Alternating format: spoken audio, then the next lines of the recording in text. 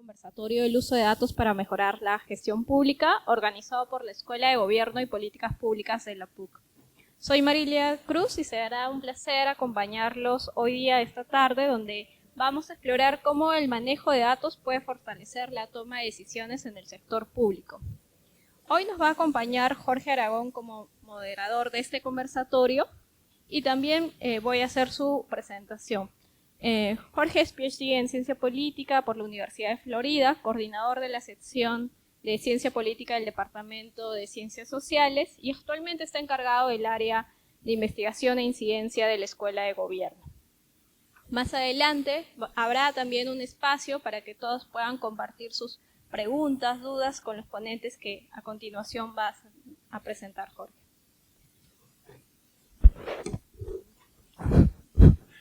Bueno, muy buenas noches. Antes que nada, muchas gracias a quienes están con nosotros, de manera especial a Cristian y a Mayen, que aceptaron, digamos, ser parte de esta iniciativa.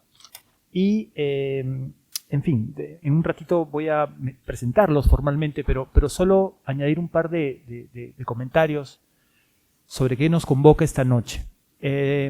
A ver, a estas alturas nos parece que ya está como conocido, reconocido y aceptado que en la medida que exista evidencia y podamos usarla, las decisiones de políticas públicas, la gestión pública va a experimentar una mejora. Creo que esa es una idea que ya ha terminado, digamos, por asentarse. Difícil, lo comentarán Cristian y Mayen, que alguien plantee lo contrario. Pero claro, más fácil es decirlo que hacerlo. Nosotros una y otra vez nos damos cuenta que todavía hay mucho por hacer en esa línea y por eso nos pareció particularmente importante que Cristian nos pueda contar hoy día esto que él propone en algún momento, que se llama analítica gubernamental, y sobre todo que lo haga pensando en los marcos conceptuales, teóricos, ¿no? En las estrategias, en las metodologías, y finalmente que lo pueda relacionar con algunas experiencias comparadas. Mayen va a ser, digamos, el contrapunto local, hasta donde creo que he entendido bien lo que quiere hacer esta noche, y entonces la combinación nos parece que va a ser perfecta. Déjenme ahora presentarles a nuestros ponentes, a los que están aquí en este minuto.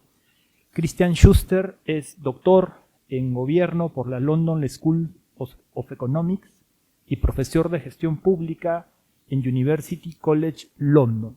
Es además investigador especializado en el uso de datos para medir y mejorar el funcionamiento de las administraciones públicas y los servicios civiles. Una vez más, muchísimas gracias por estar con nosotros.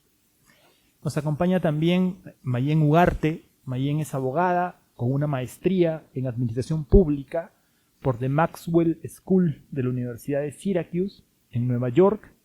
Es docente PUC y, entre otras varias cosas, ha sido secretaria de Gestión Pública de la Presidencia del Consejo de Ministros.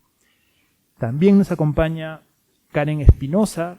Karen es economista de esta casa de estudios y máster en Economía y Finanzas por la Barcelona School of Economics. Actualmente es la coordinadora de innovaciones costo-efectivas en el Minedu Lab del Ministerio de Educación. Así que como ustedes han venido a escucharlos a ellos, yo hasta aquí llego y le doy el pase a Cristian, quien va a iniciar esta conversación. Muchas gracias, Jorge.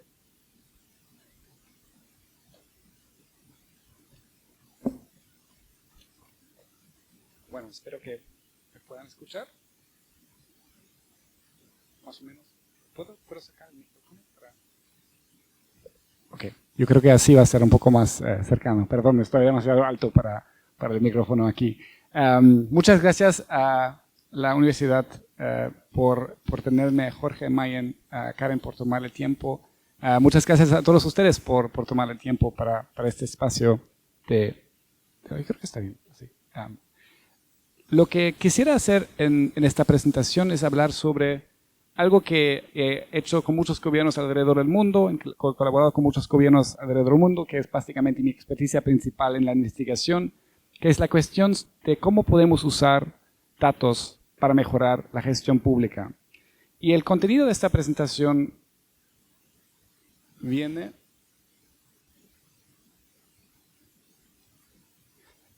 Ahora sí, perfecto. El contenido de esta presentación viene de un libro que he publicado con el Banco Mundial. Es un libro en coeditoría con Daniel Roger, que es el director del Bureaucracy Lab del Banco Mundial. Entonces, lo que les voy a presentar no es solo mi contenido, pero también el de Daniel. Si quisieran bajar el libro, el Manual de Analítica Gubernamental, ahora es su oportunidad para captar el código QR. Lo voy a mostrar al final otra vez también. Ahora, la motivación para este libro y la motivación para pensar sobre esta cuestión de cómo podemos mejorar la gestión en base de datos, creo que es muy intuitiva. Y empieza con el hecho de que las innovaciones en datos han transformado la productividad en el sector privado. Por ejemplo, tenemos estudios que demuestran que empresas que utilizan análisis predictivos de datos tienen mayor productividad. Sabemos también que los datos han transformado la forma en que los gobiernos diseñan y evalúan las políticas públicas. Por ejemplo, hace 50 años, hace 40 años, muy pocos gobiernos tuvieron encuestas de hogares para entender cómo sus políticas afectan a los hogares, o encuestas de empresas para entender cómo sus políticas afectan las empresas. Ahora, la gran mayoría, incluyendo Perú, tiene estas encuestas.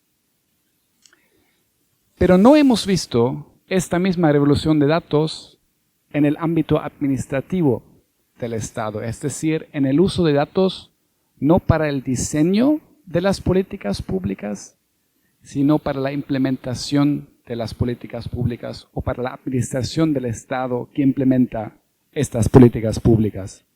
Por ejemplo, les acabo de mencionar que la mayoría de los países tienen encuestas de hogares para entender cómo sus políticas afectan a los hogares, pero muy pocos gobiernos, y el de Perú tampoco, tienen encuestas de servidores públicos para entender cómo sus prácticas de gestión afectan a los servidores públicos, para darles solo un ejemplo de una fuente de datos.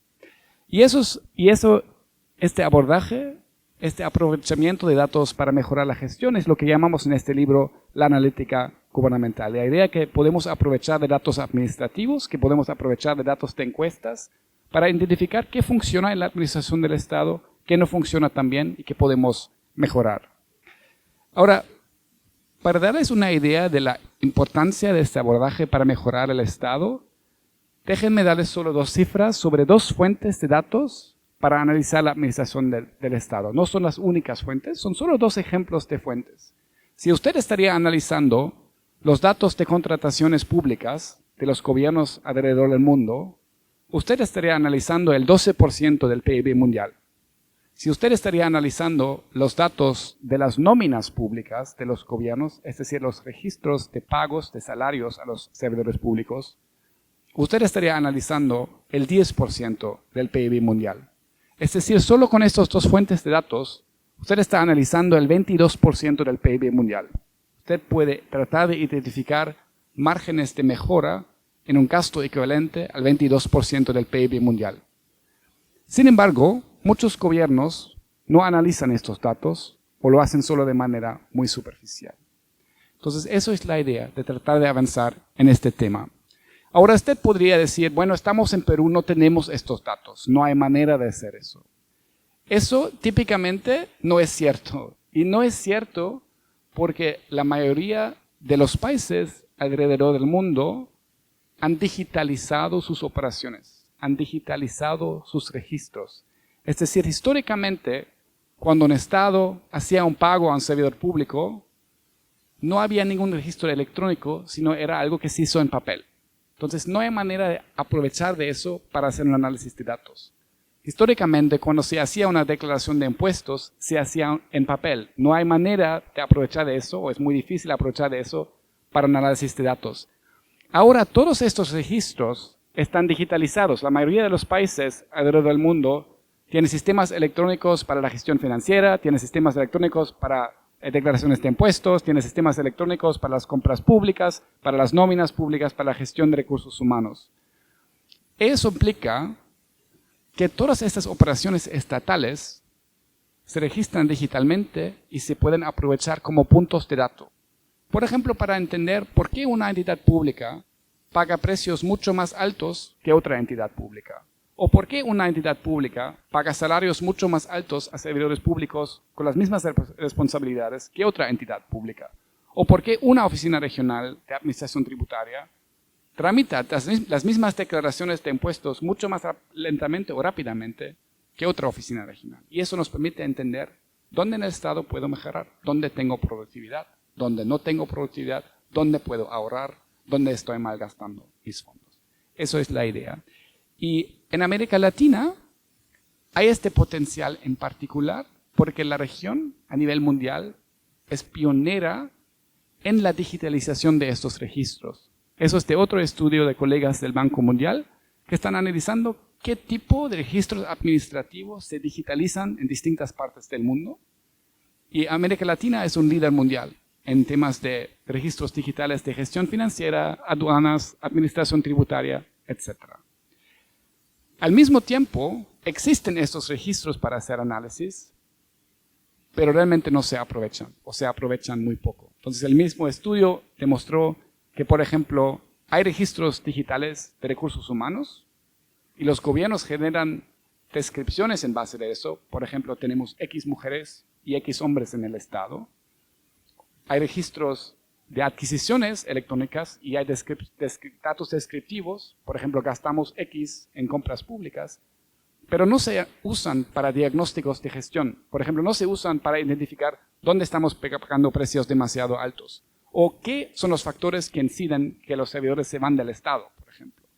Entonces, hay una infrautilización de estos datos para mejorar el Estado. Entonces, lo que quisiera hacer es presentarles en 15 minutos un libro de 785 páginas, ¿ok? Entonces, eso va a ser un panorama general. Si después a usted le interesa entrar en algún tema en particular, hay mucho material, ¿ok? Y le voy a mostrar el código QR después otra vez. Y lo que quisiera hacer primero es hablar un poco sobre cómo podemos aprovechar de distintas fuentes de datos para analizar distintos problemas de gestión que podríamos tener en el Estado, ¿ok? Después voy a hablar sobre algunas administraciones que han aprovechado de este abordaje para solucionar temas muy difíciles en la gestión pública. Y finalmente quisiera hablar sobre algunas oportunidades para ustedes de convertirse en agentes de cambio en este espacio. ¿Ok? Empezamos con este primer tema. ¿Cuáles son los desafíos de gestión que uno puede abordar mediante el uso de datos? Y en el libro nuestro punto de partida es lo que en economía llaman una función de producción, que es algo que suena muy abstracto, pero creo que de hecho es bastante intuitivo. Y es la idea que al final lo que quiero como Estado es entregar productos, resultados para la ciudadanía, entregar servicios, recaudar impuestos, generar proyectos de infraestructura, por ejemplo. Para entregar estos resultados, yo necesito como Estado insumos, yo necesito personal, yo necesito bienes, por ejemplo, las computadoras que las personas usan para trabajar. Yo necesito capital, por ejemplo, los edificios de gobierno. Y yo genero resultados convirtiendo estos insumos mediante procesos en comportamientos y actividades. Esos procesos son, por ejemplo, procesos organizacionales, sistemas informáticos, prácticas de gestión. Por ejemplo, un gerente que asigna tareas y le dice a una persona tienes que hacer esto y otra persona que tiene que hacer eso, que motiva a las personas de trabajar. Esto genera una cultura en el servicio público, es decir, actitudes como la motivación, la integridad y finalmente genera actividades de los servidores públicos, que son los que al final entregan resultados para la ciudadanía. Okay, eso suena un poco abstracto, pero la importancia de este esquema es que nos permite entender que cuando no entregamos resultados a la ciudadanía, puede ser debido a cualquier componente en esta función de producción. Es decir, si no entrego resultados, tal vez es porque tengo un problema de insumos. Por ejemplo, no tengo personal suficiente o tengo una tasa de rotación demasiado alta. O puede ser que tenga un problema de proceso. Por ejemplo, tengo malas prácticas de gestión, que tengo líderes que no motivan. O puede ser que tenga un tema cultural, por ejemplo, que hay una cultura de corrupción en las organizaciones. O puede ser que tenga un problema al final de mi cadena. por ejemplo, que empiezo muchos proyectos de infraestructura, pero nunca los termino. Ahora, es decir, si no tenemos productividad en una organización estatal, puede ser por cualquier componente o determinante de la organización, de la productividad de la organización. Y ahora, datos nos permiten analizar cada uno de estos componentes y nos permiten entender si tenemos productividad o dónde tenemos cuellos de botella. Entonces, si quisiera analizar el personal como insumo, puedo aprovechar de datos de la gestión de recursos humanos, datos de nómina, por ejemplo. Si quisiera entender bienes como insumos, puedo aprovechar de mis datos de compras públicas. Si quisiera entender mejor el capital del Estado, puedo aprovechar de datos presupuestarios, de gestión financiera. Si quisiera entender este proceso que convierte insumos en resultados o no convierte, puedo aprovechar de encuestas de servidores públicos que miden prácticas de gestión de personas, por ejemplo. Puedo aprovechar de análisis de procesos. Si quisiera entender mejor la cultura en las organizaciones, puedo hacer una medición cualitativa, puedo hacer encuestas de servidores públicos. Y finalmente, si quisiera entender si entregamos lo que la ciudadanía se espera, uno puede hacer encuestas de ciudadanos, uno puede hacer encuestas de hogares, y uno puede también aprovechar de datos de casos o datos sectoriales. Aquí la idea es que si tengo una entidad pública, típicamente no tengo lo que la empresa privada tiene. Lo que la empresa privada tiene es una medición de éxito en base de rentabilidad. Es decir, yo sé que tengo éxito porque gano plata. En muchas organizaciones administrativas del Estado no estamos tratando de generar plata, sino estamos tratando de entregar resultados para la ciudadanía. Estamos tratando de entregar productos. Y muchas organizaciones administrativas lo hacen mediante la tramitación de casos. Es decir, si usted trabaja en la administración tributaria, usted tramita declaraciones de impuestos. En una oficina de pasaporte, tramita aplicaciones para pasaportes. Una oficina de licencias de conducir, tramita aplicaciones para licencias de conducir. Una oficina de registro de propiedad, tramita aplicaciones de registros de propiedad.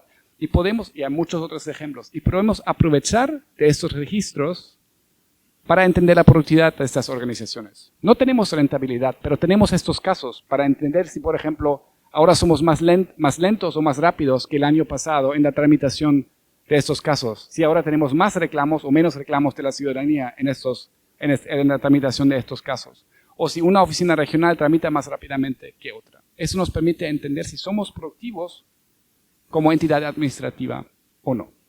Ahora, eso fue un poco abstracto, entonces déjenme solo darles algunos ejemplos de los tipos de cuellos de botella que uno puede detectar en base de estos datos. Entonces, si no entrego resultados, puede ser que es porque tengo una elevada rotación de personal, que es algo que puedo ver en la nómina, en los datos de nómina.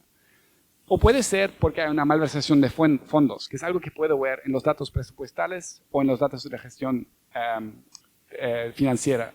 O puede ser que estoy pagando precios excesivos, es algo que puedo ver en mis datos de compras públicas. O puede ser que tengo una mala asignación de tareas, que algunos servidores públicos están sobrecargados, mientras que otros no tienen suficiente que hacer, que es algo que puedo ver en las encuestas de servidores públicos. Lo mismo con el personal desmotivado. Y finalmente puede ser que empiezo muchos proyectos, pero nunca los termino, que es algo que puedo ver en datos de caso. Entonces, espero que eso le da una idea del panorama de determinantes de la productividad en el Estado y las fuentes de datos que nos permiten arrojar luz. Ahora, una vez que uno ha generado esos análisis, uno ha generado indicadores, ¿cómo podemos aprovechar estos indicadores para mejorar la gestión pública? Y aquí, como tenemos microdatos, hay básicamente 3 usos importantes. El primer uso es generar promedios para el Estado, para entender qué podemos mejorar a nivel de Estado. El segundo uso es generar promedios para cada organización, para entender qué es lo que podemos mejorar en la organización. Y el tercero es generar valores para distintas unidades en cada organización. Y eso implica que cuando queremos mejorar el Estado, no es solo una tarea para una entidad central, sino es algo que podemos hacer organización por organización y de hecho unidad por unidad. Y los datos nos pueden apoyar en eso. Entonces voy a darles algunos ejemplos nuevamente para hacer esto menos abstracto. Entonces, una manera de aprovechar estos datos para entender qué es lo que podemos mejorar a nivel país es la comparación con otros países que han hecho la misma analítica. Entonces, eso es un ejemplo de una iniciativa que he cofundado conjuntamente con colegas del Banco Mundial y otras universidades, que es la encuesta global de servidores públicos, donde hacemos encuestas con más de 1 millón de servidores públicos, ahora en más de 30 países, y les preguntamos sobre su experiencia en el servicio público. Y aquí es un ejemplo de un indicador, que es el porcentaje de servidores públicos que están satisfechos con su salario y sus prestaciones. Y debería aclarar que no tenemos datos de Perú, porque en Perú no hay una encuesta nacional de servidores públicos.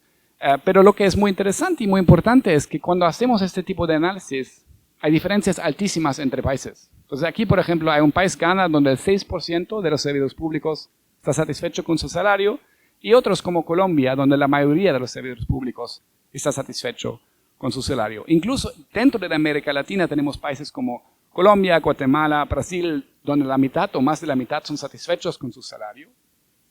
Y otros como Chile o Uruguay, donde es menos de 1/3 de los servidores públicos. Es decir, este tipo de comparaciones permiten a un país entender dónde como país puedo y tengo que mejorar. Después uno puede usar estos datos para identificar a nivel de cada organización qué es lo que puedo y tengo que mejorar. Aquí es otro ejemplo de nuestro libro que analiza los precios que las mismas que organizaciones estatales pagan por los mismos bienes. Eso es de un estudio en una región en Pakistán. Es decir, están todos en la misma región y típicamente compran, las organizaciones públicas muchas veces compran los mismos productos. Por ejemplo, compran jabón o compran escoba. Y lo que pueden ver aquí es que pagan precios muy distintos para estos productos. Ahora usted podría decir, pero ¿qué importa cuánto pagan para jabón o escoba? El problema es que cuando eso se hace, producto por producto, al final hay un gasto ineficiente muy alto y un margen de mejora muy importante. Por ejemplo, hay un estudio de Rusia que estima que Rusia podría ahorrar $1.000 millones, que es el 15% del total del gasto en salud, con una sola reforma, si solo los funcionarios de contratación que se encargan de las compras públicas, que pagan los precios más altos, pagarían lo mismo que sus colegas que consiguen los mejores precios en el Estado. Entonces, este tipo de análisis permite a un Estado ahorrar mucho y generar muchas eficiencias. Y finalmente podemos también aprovechar estos datos para entender dentro de una organización en qué unidades puedo mejorar y tengo que mejorar. Aquí es un estudio que hice con colegas del Banco Interamericano de Desarrollo, donde encuestamos a todas las personas que trabajan en las oficinas nacionales de estadística en 14 países en la región, incluyendo en el INEI aquí aquí en Perú. Y aquí es un ejemplo de un gráfico que muestra para una oficina nacional de estadística la motivación laboral en distintas divisiones, unidades, en 4 niveles jerárquicos. Entonces, por ejemplo, si van al nivel 4, ese es el cuarto nivel jerárquico, cada punto azul aquí es una unidad, y hay algunas unidades donde casi el 100% de las personas está motivada con su trabajo, y en la misma organización hay otras unidades donde menos del 60% está motivado con su trabajo. Es decir, si esta organización quisiera mejorar, lo que tiene que hacer es trabajar con las unidades donde la motivación laboral es baja y tratar de mejorarla. Y si quisiera entender cómo mejorarla, esta organización no tiene que ir a Singapur. Tiene mejores prácticas dentro de la organización. Es decir, puede ir a las unidades que tienen una motivación laboral altísima, entender qué es lo que están haciendo para motivar a sus colegas y transferir estas prácticas a las unidades con bajos niveles de motivación. Y esta idea de tratar de usar datos para identificar dónde en mi organización y en qué parte administrativo no soy productivo, no tengo motivación, por ejemplo, y trabajar con estas unidades para mejorarlas es un abordaje muy importante para mejorar la productividad. Y es un abordaje muy importante para mejorar la productividad porque es un factor clave de cómo las empresas privadas mejoran su productividad. Entonces tenemos varios estudios que tratan de entender qué explica por qué una empresa privada es exitosa y otra empresa privada falla. Y lo que estos estudios demuestran es que un factor clave es que las empresas improductivas permiten que persisten unidades improductivas, mientras que las empresas productivas identifican dentro de la empresa cuáles son las unidades improductivas y trabajan para mejorarlas. Y si pensamos en esta lógica para el Estado, eso nos da un enfoque distinto para mejorar la capacidad estatal. Nos da un enfoque donde usamos datos para identificar qué funciona, qué no funciona, no solo a nivel del Estado, sino para cada organización y para cada unidad dentro de cada organización. Y utilizamos toda esta gama de fuentes de datos que ahora tenemos, porque tenemos estos registros digitales, para mejorar el Estado. Ok, perfecto. Entonces, antes de cerrar, solo quisiera darles algunos ejemplos que seleccioné que me parecieron posiblemente también relevantes para el caso peruano, aunque ustedes conocen el caso peruano mucho mejor que yo. Son casos sobre cómo podemos justamente, o de administraciones que justamente han aprovechado de este abordaje para solucionar desafíos muy difíciles en la gestión pública.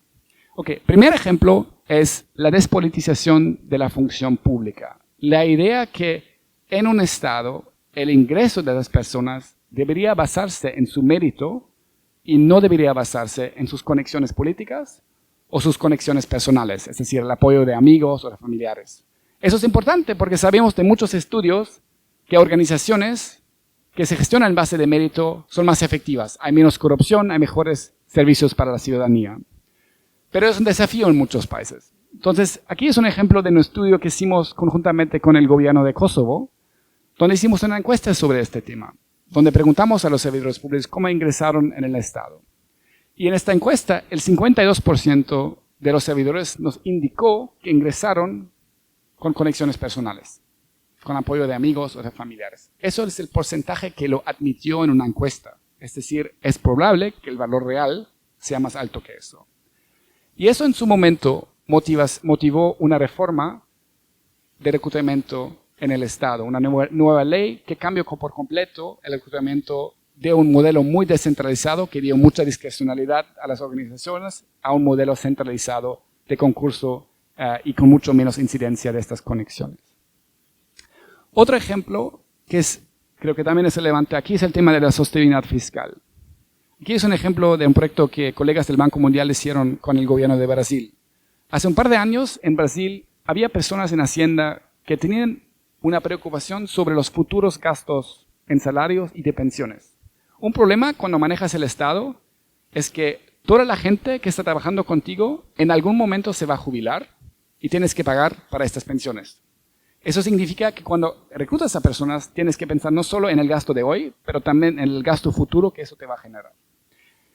Pero sin datos es muy difícil saber cuánto realmente vamos a gastar en el futuro considerando las personas que tenemos hoy ya en el Estado. Entonces, lo que hicieron en este proyecto es analizar los datos individuales de cada servidor público de nómina, incluyendo su fecha de nacimiento, para proyectar hasta dónde van a llegar hasta el final de su carrera en el Estado, en términos de salarios, de rango, y después cuánto van a jubilarse y cuánto eso nos va a generar en términos de costos de pensiones.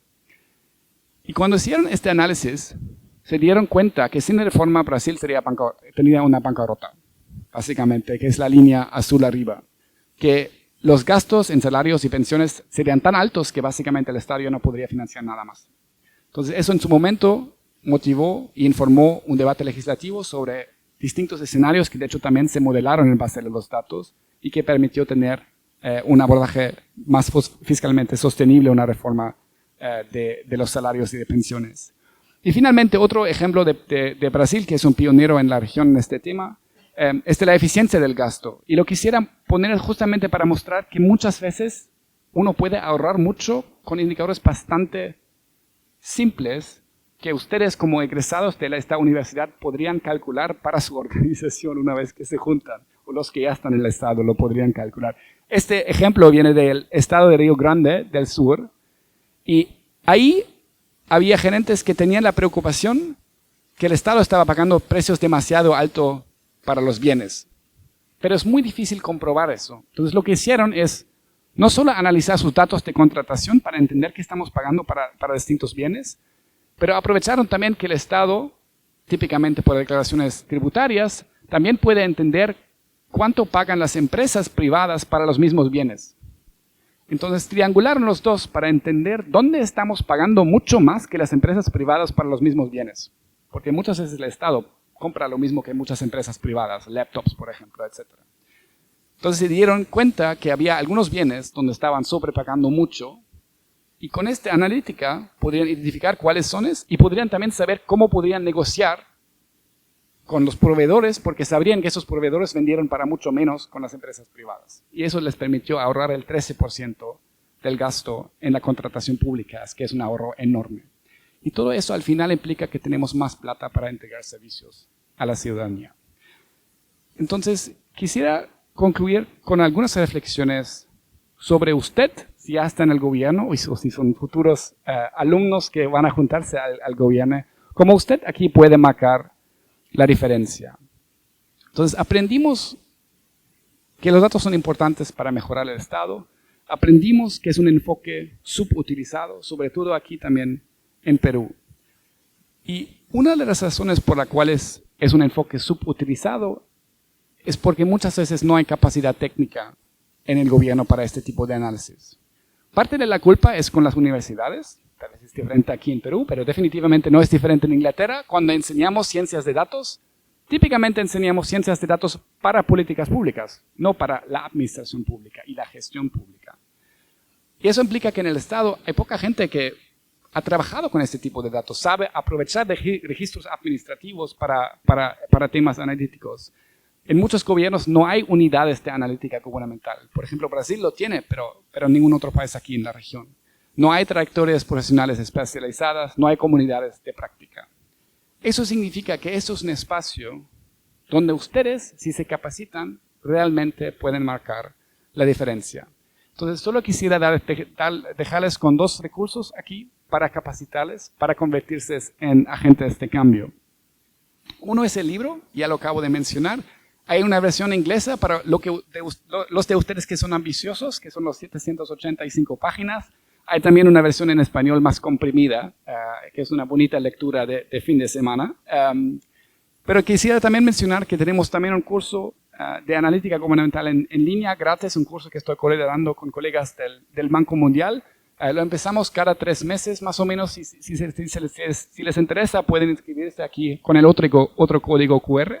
Vamos a empezar la próxima ronda de curso en junio, entonces es gratis, pueden participar en línea y pueden capacitarse en este tema. Tenemos también un curso presencial en el Banco Mundial en Washington, D.C. Para los de ustedes que son servidores públicos, se pueden básicamente postular para eso, también es gratis con un proyecto y tenemos típicamente 40 personas cada año en Washington. Tenemos también siempre algunos colegas de Perú. Así que muchas gracias por el espacio y nuevamente por la invitación.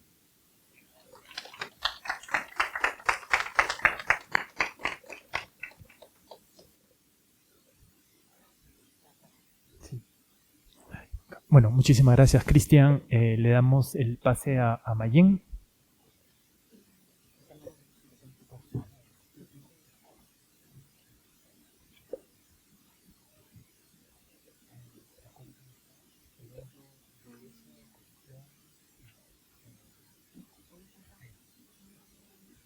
Y creo que debe estar en descarga, por eso.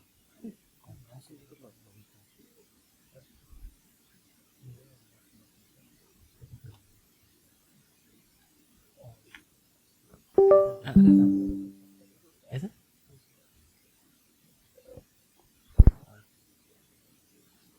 Ah, ya estaba abierta. Sí.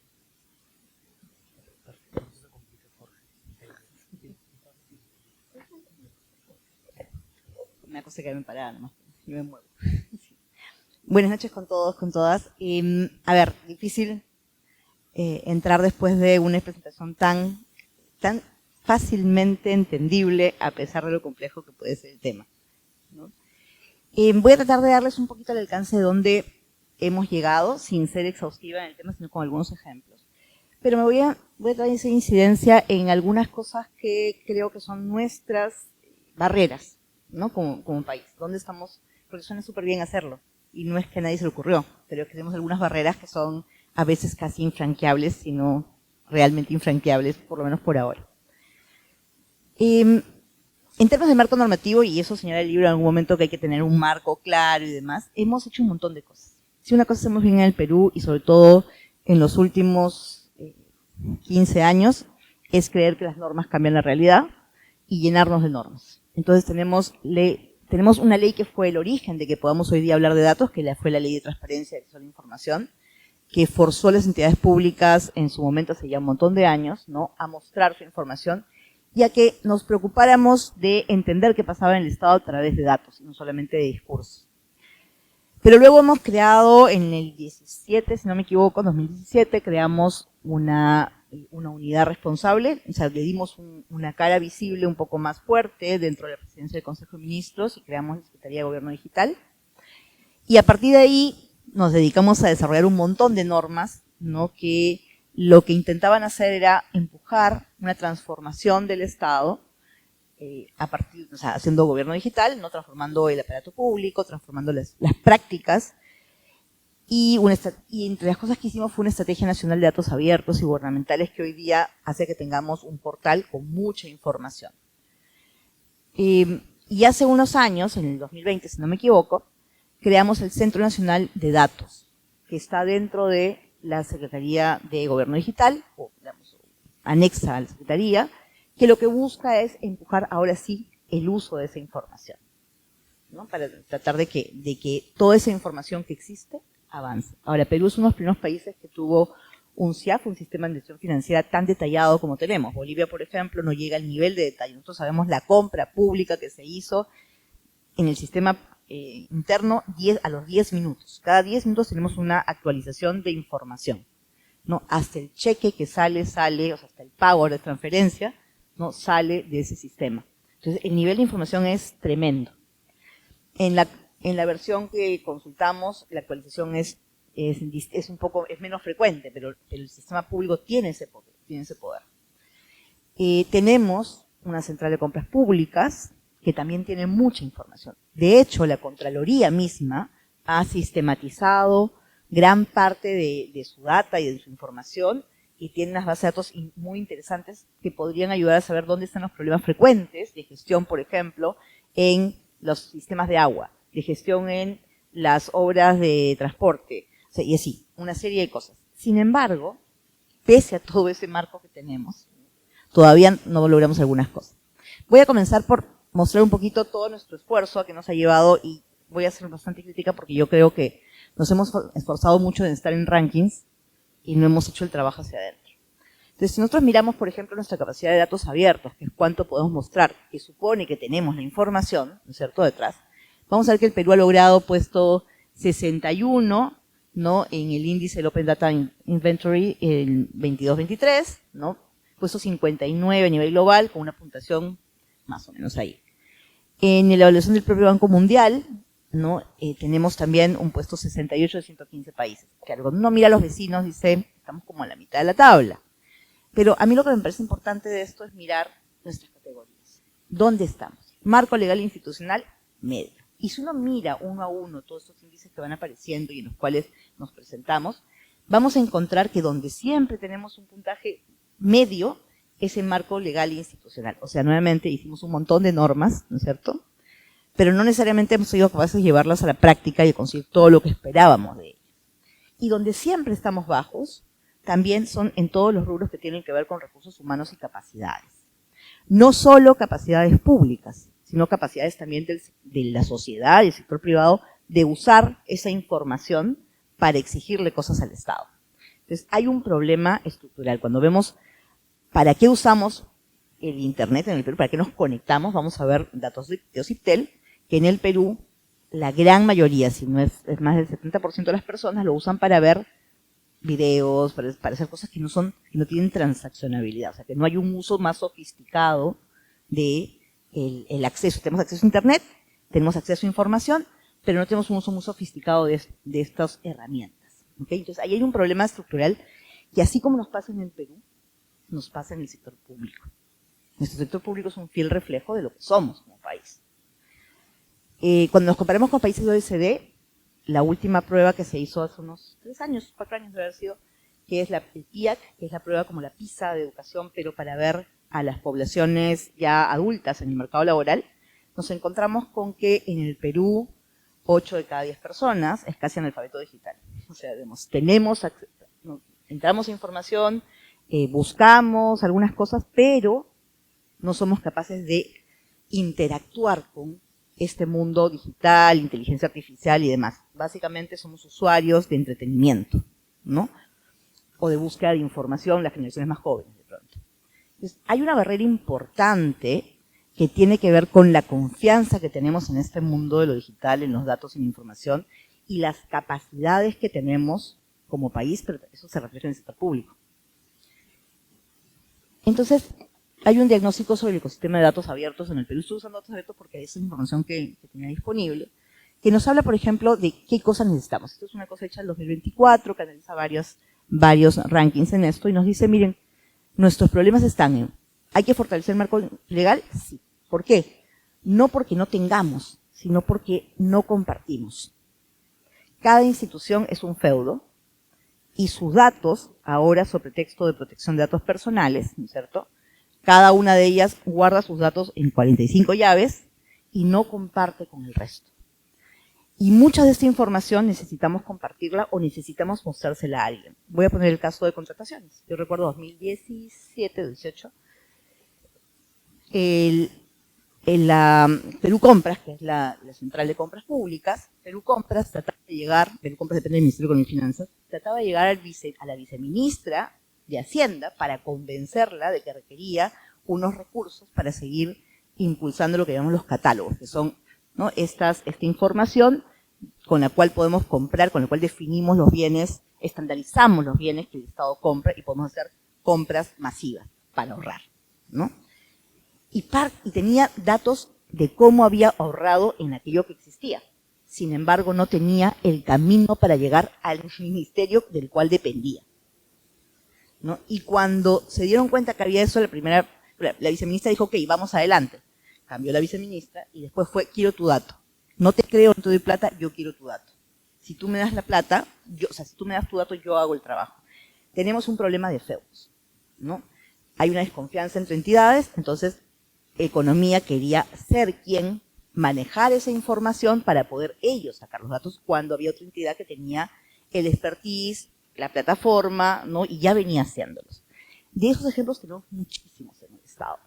Entonces, nuestro marco legal hace que no compartamos información o que nos escudemos ahora en datos individuales, datos personales para no compartir. Podríamos anonimizar los datos y hacer tranquilamente seguimientos, paneles, por ejemplo, de quién rota dónde, qué experiencias tienen las personas, cuánto tiempo pasan realmente en el Estado con toda la rotación que tienen, con datos de panel, por ejemplo, a lo largo de los años, usando el DNI, podemos anonimizar a las personas y usar esa información.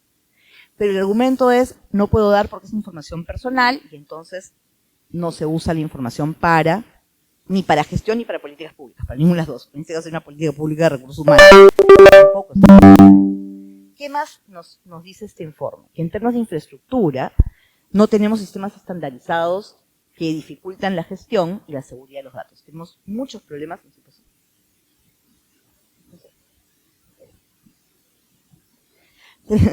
Tenemos muchos problemas sobre seguridad de datos, ¿no? Después vamos a ver unos.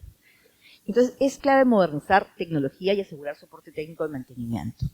¿Qué sucede? En este boom de uso de información, el sector público se está enfrentando a un mercado con poca oferta de profesionales hábiles en esto y mucha demanda.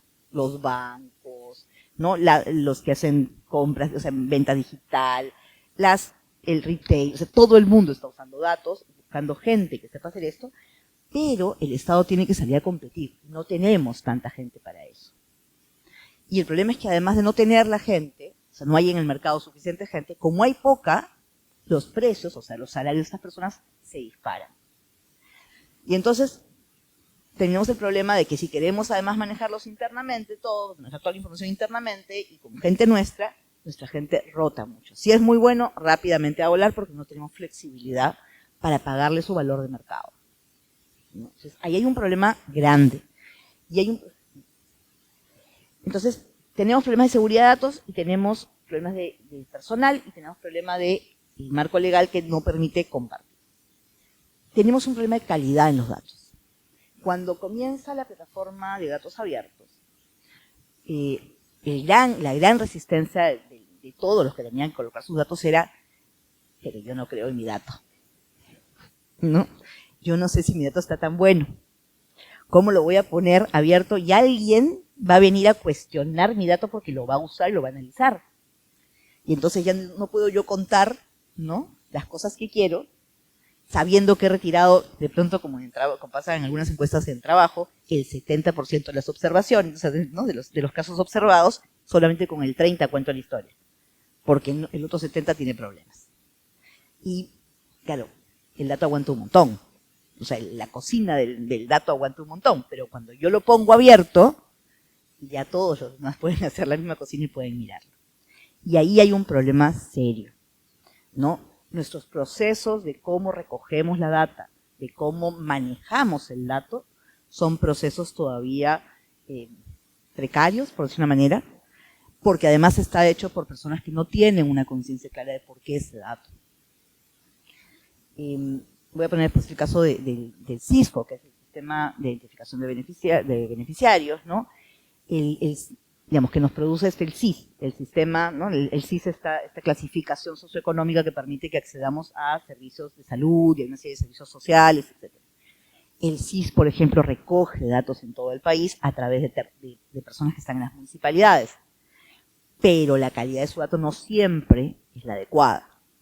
¿Por qué? Porque las personas no tienen el conocimiento. Acuérdense que en el Perú, estamos ahora como ya antes éramos 4 de cada 10, ahora somos 6 de cada 10, no entendemos lo que leemos. Entonces, esas personas están recogiendo sus datos. Entonces, nuestros procesos también requieren un trabajo de fortalecer la calidad del recojo del dato, para que cuando, digamos, pongan en plataforma abierta su dato, la gente confíe en lo que está poniendo. Si no, eso no va a ser, o sea, vamos a seguir teniendo resistencias, ¿no? El otro tema que dice este informe es que el uso de datos por ciudadanos y empresas es limitado, que la capacidad de herramientas como estas pueden facilitar el acceso y fomentar la colaboración público-privada en bases de datos. Y vamos a ver un ejemplo de esto que está funcionando. Pero claro, si los ciudadanos tampoco lo manejamos, porque estamos en condiciones similares con su sector público, no hay la demanda. Entonces, uno puede ver la plataforma de datos abiertos, que al comienzo costó sangre, sudor y lágrimas que pusieran datos, y ahora está llena de datos. Pero ya no sabemos ni para qué sirven muchos de esos cupones. O sea, cumplen con poner bases de datos sin sentido muchas veces. Entonces, bucear ahí es una locura. Conseguir una de esas bases que sirva para algo es una locura. Porque cumplimos la norma, ponemos todo lo que tenemos. Y como ya pasó el angustia por la calidad, porque nadie lo está usando, porque del otro lado tampoco hay demanda para usarlo, demanda de calidad, entonces no importa lo que pongamos, ¿no? Entonces, creamos un sistema que finalmente termina siendo formalmente bueno, y por eso entramos en los rankings, pero realmente con muchos problemas. Y luego está el tema de formación de talento. No tenemos la gente suficiente, ni en sector público, ni desde fuera, y eso es un reto grande. Es un reto muy grande que además viene dado desde las escuelas, porque la capacidad de nuestros jóvenes desde la escuela, ¿no?, las universidades, las calidades de universidades y instituciones que tenemos, también nos genera un gap, una brecha grande que cerrar ahí, para poder avanzar y ponernos, digamos, ayornarnos. No digo que no se pueda hacer, lo que digo es que hemos enfrentado intentando hacer estas cosas. Tenemos una página, por ejemplo, donde hablamos de indicadores de transformación digital. ¿Cómo estamos avanzando? Es una plataforma interesante porque tiene varios temas. Tiene seguridad y confianza, tiene gobernanza digital, etcétera. Ahí está, no entra, escribe esto y aparece. Pero lo más interesante para mí fue mirar esto. Donde mejor estamos es en gobernanza digital. ¿Qué implica? Si uno mira. Tenemos, posee el líder de gobierno y transformación digital. ¿Por qué? Porque ese está puesto en una norma que las entidades tienen que tener un líder de esto. Entonces, todas tienen su líder de transformación digital. Otro que tenemos 100%, posee comité. Hagamos un comité si queremos que algo no avance. Todas tienen comité, ¿no es cierto? Posee oficial de seguridad y confianza digital vigente. También. Tenemos todo aquello que es formal, a nivel de ministerios. Cuando nos vamos a nivel de gobiernos locales, porque aquí están varios, hay gobiernos regionales, hay organismos públicos, la cosa se cae enormemente. Ya ni siquiera cumplimos la formalidad.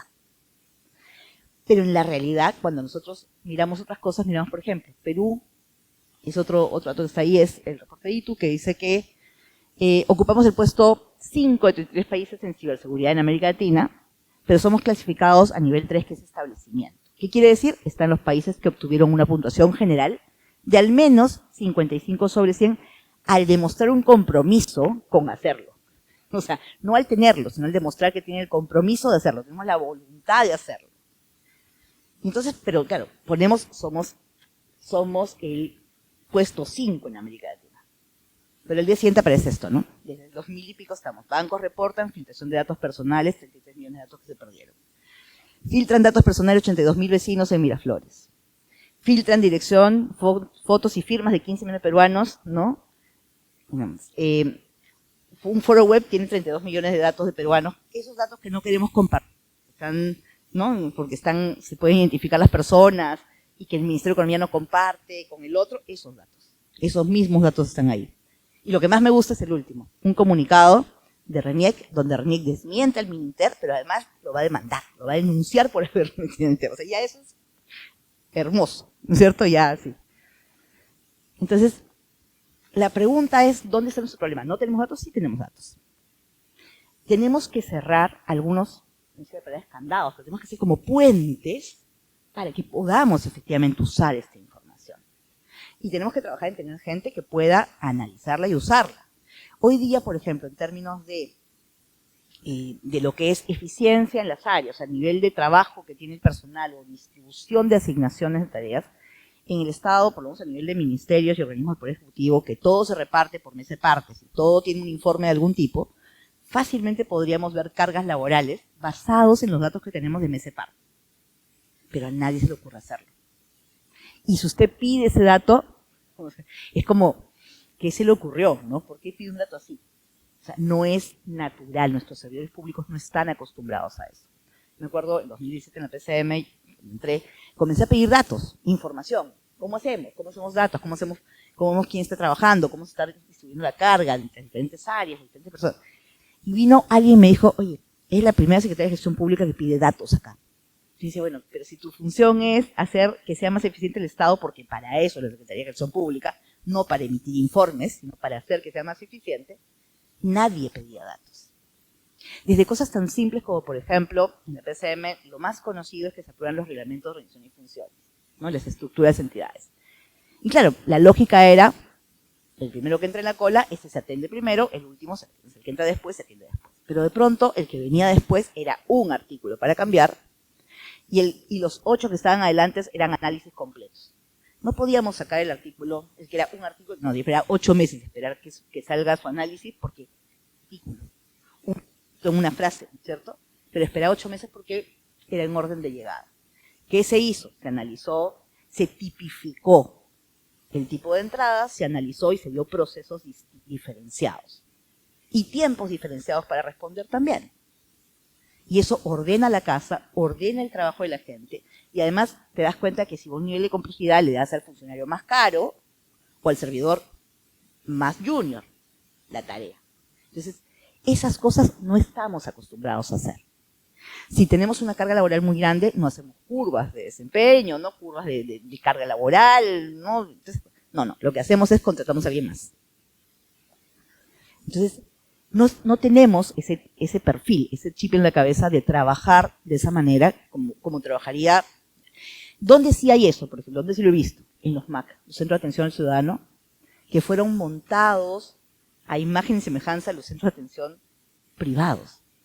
Y fueron montados por alguien que venía de administrar eso y desde el inicio los gestionó así, con datos de asignación, etc. Ahí sí tienen ese tipo de números, ahí sí hacen encuestas de carga de trabajo, ahí sí van contando qué sucede, ahí sí tienen, la gente toca un botón para decir si está de acuerdo o no está de acuerdo, o sea, si le gustó el trato, no el trato, qué pasó, o sea, tienes información. Pero el sector público no está acostumbrado a hacer eso. ¿Qué ejemplos tenemos? Ahora, tampoco todo es malo, ¿no? Tenemos ejemplos de avance. Esos son como nuestros problemas estructurales que tenemos que superar para poder hacer masivamente muchas de estas cosas. Creo que lo más importante es superar la lógica de feudos, ¿no? De esto es mi dato, esto es mío, no lo comparto con el otro, y si existe un dato bueno, yo lo quiero. ¿No? Que eso es un poco lo que va pasando. Y entonces el más fuerte se lo lleva el dato, ¿no? Si no se puede llevar el dato, se lleva la entidad a su sector para poder pedirle el dato. Y así funciona. Tenemos cosas interesantes. OCE, por ejemplo, ha hecho un portal de datos abiertos con el cual podríamos trabajar un montón de cosas. Tiene información de proveedores y consorcios, contratos, listados de ofertantes. O sea, toda esta información existe, está sistematizada, la puede poner en un portal, la puedes bajar en Excel. Por tanto, podrías trabajar con esto, con los RUCs, ¿no? Ver quiénes tienen comportamientos más frecuentes. O sea, una cantidad de información enorme que podrías usar acá y podrías hacer gestión de las contrataciones. Y existe la información. Esto es a nivel de convocatoria. A nivel de compras, algo similar puedes hacer de la compra ejecutada, puedes hacerlo con los datos de Perú Compras. El sistema de focalización de hogares ha ido más allá. Todavía no se termina de crear la institución, pero entre las cosas que ha establecido es tener, así como tiene mucha información de gente, tener su segundo piso de análisis para ver la información que recogen de todas esas personas que de pronto no la llenan tan bien, con análisis de datos, ¿no? Mirar patrones y ver si hay errores, por ejemplo. Comenzar a identificar, no, acá en la municipalidad de tal sitio, el distrito tal, estoy teniendo datos inconsistentes. Entonces, veamos, mandemos gente allá para capacitar que de pronto ha rotado el personal. En este otro lugar tenemos, comienza a aparecer muchas personas con un cierto tipo de perfil. Vayamos a ver si es que ahí ha pasado algo que hace que tengamos más gente que entra en condición de pobreza. Entonces, esta institución ha optado por modelarse como una institución cuyas decisiones van a estar basadas en información y data. Lo mismo está haciendo SUNAT, por eso nos tortura más que antes ahora. Pero claro, solamente el 30% que somos formales en el Perú. El otro 70% no aparece ahí, ¿no? ¿Qué más tenemos? Tenemos un índice regional de gestión pública. Eso es un ejemplo que ha usado mucha información, pero lo interesante es que ese es un ejemplo del sector privado. El Perú Compite, que es el Consejo Nacional de Consejo Privado de Competitividad, ha desarrollado un índice regional de gestión pública con mucha información del sector público, que no solamente son datos de NAO, de las encuestas generales, sino también con datos administrativos en algunos casos como el avance en inversión pública y cosas de ese tipo, con un convenio con el Ministerio de Economía y Finanzas. Entonces, Economía le ha dado acceso a información que le permite hacer otro tipo de análisis, que no son solamente los análisis generales de las encuestas, sino entrar con un poco más de precisión y ha logrado hacer un portal. Tiene unas cosas adicionales, y es que tiene, por ejemplo, una cosa que se llama Data para la Acción, donde ahí yo puse un ejemplo de datos de seguimiento de ejecución, seguimiento de ejecución física, creo que puse, bien me acuerdo. No, el tablero de productividad. Tenemos datos de productividad institucional o por zona. Todo esto son datos del sector público que está siendo analizado por el Consejo Privado de Competitividad por un convenio que han hecho. Y que ellos lo han puesto, o sea, son ellos los que están poniendo al frente con un mecanismo más de accountability, o sea, de buscar, ¿no? de mostrar un tema que el propio sector público buscando su eficiencia. Me parece interesante que el ejemplo, quizá el mejor ejemplo de estas combinaciones venga del propio sector privado, porque hay que reconocer que el Consejo Privado de Competitividad está muy formado por gente que viene del sector público. Entonces, también eso ha juntado. Y ahora tenemos un esfuerzo que está haciendo esta oficina de datos, que está tratando de buscar analítica, o sea, de crear o de motivar que haya analítica avanzada por parte de las entidades y que las entidades postulen. Todavía está en proceso, el 30 de abril recién se cierra, para que postulen para acompañar en esos procesos a las entidades públicas. ¿Qué les quiero dejar al final? Sí, tenemos la información, tenemos la posibilidad de hacerlo.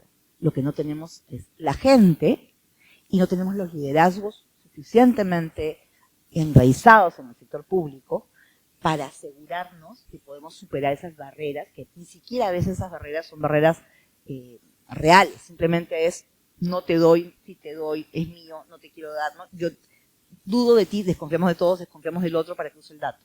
Entonces, lo que necesitamos son liderazgos claros en qué tenemos que hacer con esta información y gente para trabajarla. En términos de institucionalidad, una de las recomendaciones que tiene el libro es que tenemos que tener como una centralización y luego como hay oficinas o responsables en cada entidad. Eso tenemos. Tenemos el centro de datos y tenemos responsables de las cosas. Pero no basta eso. Necesitamos tener las capacidades reales, ¿no?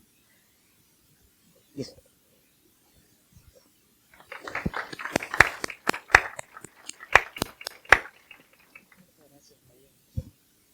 Perdón. Muchas gracias, Mayen.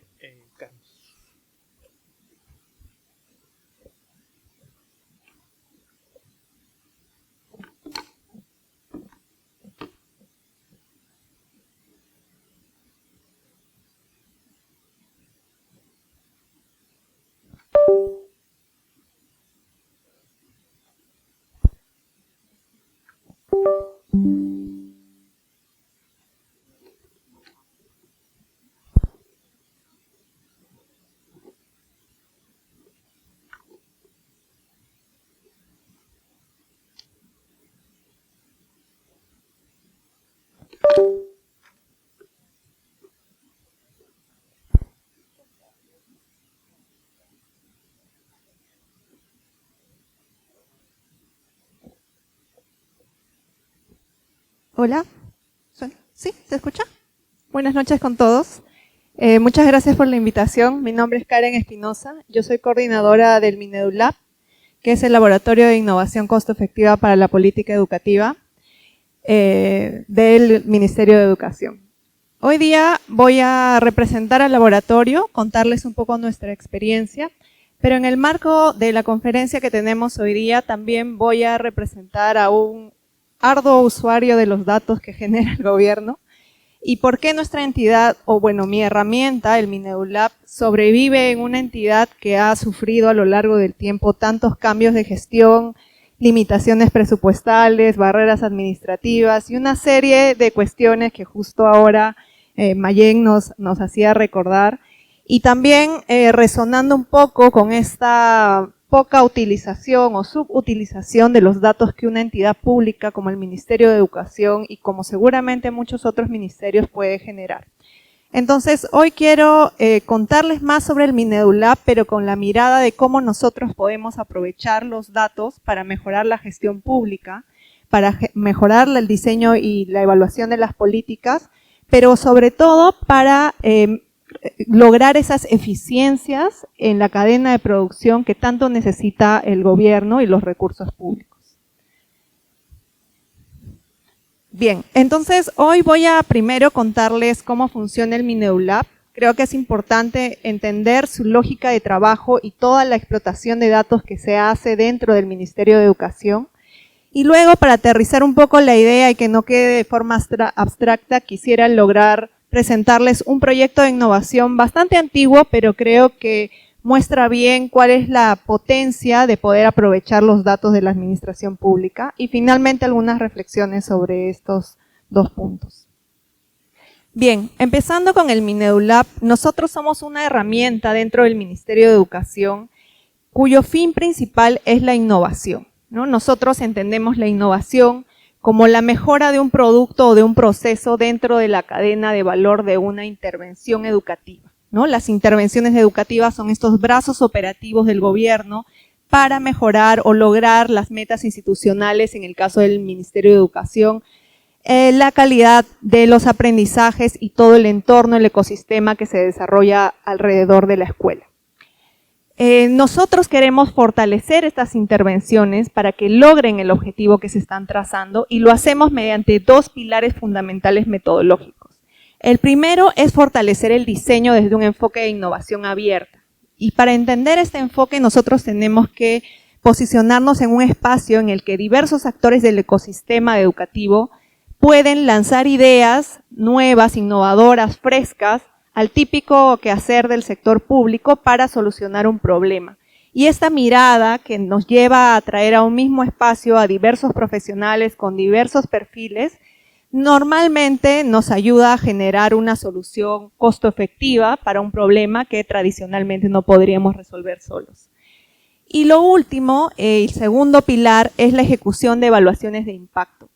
En este caso de Minedulab nosotros trabajamos con una metodología bien específica que son evaluaciones experimentales, que más adelante les voy a explicar de qué se trata o qué significan, Pero lo principal que debemos llevarnos es que esta evaluación experimental es muy rigurosa, es relativamente fácil de entender, de comunicar a otros funcionarios públicos y principalmente puede necesitar la menor cantidad de datos posible frente a otras metodologías. Sin embargo, como ustedes sabrán, cualquier evaluación de impacto es costosa y el costo siempre lo asume el Estado. Entonces, hoy vamos a ver cómo el MINEDULAB ha aprovechado algunas eficiencias en el uso de datos para aligerar estos costos. Bien, nosotros nos basamos en un ciclo tradicional de innovación que puede estar clasificado en 4 grandes bloques o fases. La primera fase es la ventana de innovación. Esta fase es una etapa de diagnóstico. Aquí queremos entender cómo funcionan las intervenciones educativas, cuáles son sus cuellos de botella y cuáles son esos objetivos que no están logrando. Lo hacemos a partir de un diagnóstico de datos, revisamos toda la investigación que se genera externa e interna dentro del ministerio y hacemos un balance con los funcionarios públicos, que son los voceros de la ejecución de esas intervenciones.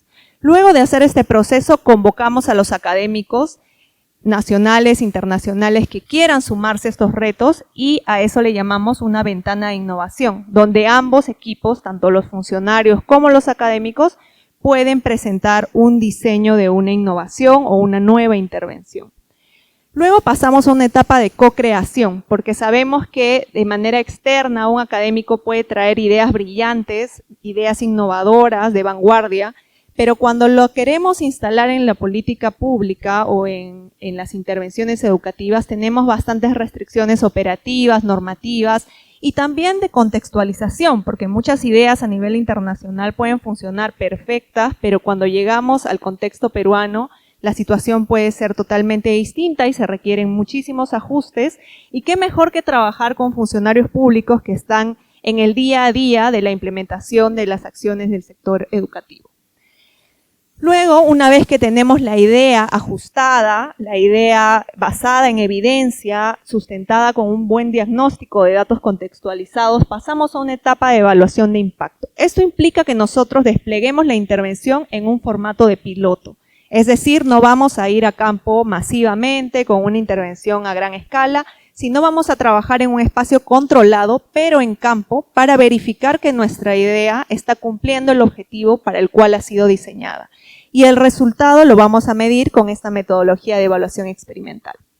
Finalmente, y lo que más importa, es que esta información se utilice. Una vez que la evaluación de impacto nos devuelve un resultado positivo, lo que continúa es que este resultado sea socializado de manera correcta y asertiva con los funcionarios públicos para ahora sí llegar a una escala mayor y poder llegar a la ciudadanía.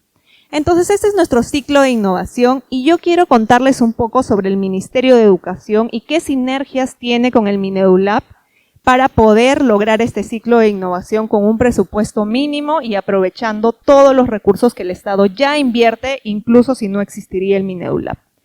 En primer lugar, el Ministerio de Educación es una entidad que tiene una estructura distinta al resto de ministerios. Nosotros, además de tener 2 brazos ejecutores, los viceministerios de gestión pedagógica y de gestión institucional, y tener una secretaría general que es la que administra las acciones del ministerio, tenemos una secretaría de planificación estratégica que básicamente junta a la mayor parte de unidades que generan información no solamente administrativa, sino de seguimiento y evaluación para las políticas educativas. Esta Secretaría de Planificación Estratégica está compuesta por 4 oficinas. La primera es la de Planificación Estratégica y Presupuesto, que es diferente a una oficina de finanzas, porque ellos ven a nivel macro cuáles son las prioridades en las que el sector educación debería invertir y los potenciales efectos que se quiere lograr con esa inversión. Luego tenemos la Oficina de Medición de la Calidad de Aprendizajes, que son los responsables de aplicar las pruebas estandarizadas a nivel nacional, que permite generar un termómetro de cómo están avanzando los logros de aprendizaje en matemática y comprensión lectora de diversos grupos etarios que pasan por la educación básica regular. Luego tenemos a la Oficina de Tecnologías de la Información y Comunicaciones, que son los responsables del gobierno de datos, de generar estas plataformas, que permiten trasladar estos datos que se recogen en campo a la ciudadanía y por último a la Oficina de Seguimiento y Evaluación Estratégica, que es donde se ubica el MINEDULAB. Esta oficina a su vez está compuesta por dos unidades, la unidad de estadística y la unidad de seguimiento y evaluación. En la unidad de seguimiento y evaluación, que es donde se posiciona el MINEDULAB, no solamente estamos nosotros como herramienta, sino otras 10 herramientas que generan datos para tomar decisiones de política. En esta oficina se realizan evaluaciones de impacto, análisis de prospectiva, se generan datos sobre el performance de los docentes en campo mediante observaciones, se generan datos sobre la calidad de los aprendizajes en educación temprana, entre otros. Hay también operativos ad hoc para responder a preguntas específicas que tenga cada gestión, etcétera. Se generan mucha información de diagnóstico, de análisis y por supuesto ahí está posicionado el MINEDULAB para aprovechar todos estos datos que genera la unidad de seguimiento y evaluación. Sin embargo, no es el único lugar donde el ministerio genera información que MINEDULAB podría usar. Por ejemplo, la unidad de estadística tiene bancos de información liberados como el censo escolar, o el sistema de apoyo a la gestión de institución educativa que básicamente nos entregan esta información administrativa de todos los procesos que se van desarrollando dentro del sistema educativo a nivel de escuela, incluso a nivel de estudiante. En esos sistemas podemos saber la matrícula, las notas, los docentes asignados a los cursos, etcétera. Son sistemas gigantes de información que podrían ser explotados para investigación. Luego tenemos sinergias con otros espacios dentro del ministerio, como pueden ver acá. Nosotros en el MINEDULAB hacemos un símil, somos un espacio en el que se puede desarrollar una intervención de política como en cualquier unidad orgánica que tiene el ministerio. Entonces articulamos con todas las partes que podrían estar influenciando una intervención educativa porque nosotros queremos hacer algo similar en un espacio controlado. En estas sinergias que generamos con esas oficinas, todos estos apuntes en naranja que estoy marcando en la diapositiva corresponden a bases de datos administrativas gigantes, casi censales en la mayoría de los casos. Estamos hablando de pruebas estandarizadas, de encuestas de factores asociados que se aplican a directores, a docentes, a padres de familia. Estamos recogiendo encuestas de habilidades socioemocionales, más allá de los aprendizajes cognitivos. Tenemos bases de datos administrativas, de contratación, seguimiento, a docentes, directores, a personal de gestión local de las entidades educativas, etcétera. Con esto quiero dejar la idea de que el Ministerio de Educación es una entidad que invierte muchísimo en la generación de datos y que esta subutilización realmente es una ineficiencia tremenda que podríamos tener en un sector tan clave como es el del sector educación. Y justamente lo que Mayén nos decía es que hay una subutilización de estos datos porque el acceso es muy difícil y es ahí donde entra MINEDULAB. Voy a decir, lamentablemente nos han creado para hacer esto, pero lamentablemente fue así. Nosotros somos ese articulador que permite a todos estos académicos, sociedad civil, entidades que se encuentran fuera de Minedu a procesar toda esta información que está dispersa por el Ministerio de Educación, transformarla para la investigación y utilizarla para tomar mejores decisiones de política. Esa ha sido una de las razones por las que se ha creado el MINEDULAB y que esta información no solamente sea utilizada para un diagnóstico, sino para ir más allá y generar iniciativas que nos permitan como sector mejorar los servicios del gobierno y no solo eso, sino evaluar su eficiencia para luego poder informar a las distintas unidades orgánicas dónde deben invertir de la mejor manera. Bien, entonces en todo nuestro apunte sobre cómo funciona el MINEDULAB, nosotros somos un equipo técnico muy pequeño que busca aliarse con las unidades orgánicas, es decir, funcionarios públicos de distintos tipos de expertise y con equipos de investigación externo que normalmente tienen asesores temáticos que son expertos en el diseño de la política y también asesores de la evaluación de impacto porque ellos colaboran con nosotros. Y por supuesto en el modelo de trabajo del MINEDULAB, estas tres partes van a tener acceso a los insumos de diagnóstico que les había mencionado, todas estas evaluaciones, estudios de prospectiva, diagnósticos, etcétera. Insumos para el análisis, que es todo el procesamiento de bases de datos, la anonimización, juntar la información, validarla y hacerla susceptible a usar para investigación. Y luego los insumos de gestión de la evidencia, que es transformar la información que estamos generando para que sea amigable con un lenguaje ciudadano y que pueda ser distribuido a la mayor cantidad de decisores de política.